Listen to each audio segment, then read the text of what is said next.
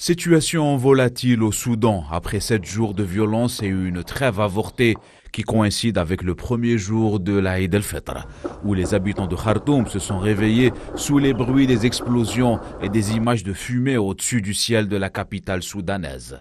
Entre les forces de soutien rapide et l'armée soudanaise, le langage des armes ne s'est pas apaisé, notamment dans le sud de Khartoum, depuis samedi matin, et ce malgré les appels de la Ligue arabe, l'Union africaine et les Nations unies, à l'image de son secrétaire général Antonio Guterres, qui a exhorté un cessez-le-feu entre les deux parties pendant au moins 3 jours.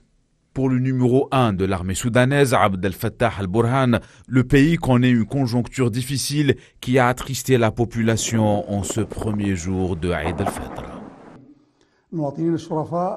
Honorables citoyens, notre pays célèbre cette année la fête de l'Eid el-Fitr.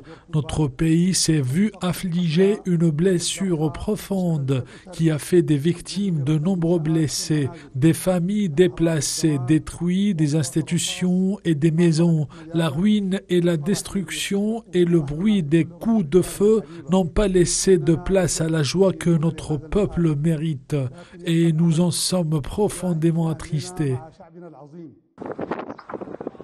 Sur le terrain, le bilan s'alourdit au fil des heures et qui s'ajoute au risque de saturation des établissements de santé. Selon plusieurs sources, le tiers des hôpitaux ont été détériorés depuis le 14 avril.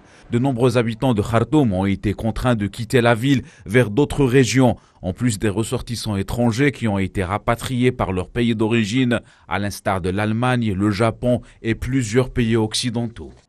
Une impasse politique qui pèse sur la situation humanitaire dans le pays et qui s'est traduite par des premières vagues de déplacés civils, notamment vers le pays voisin, le Tchad.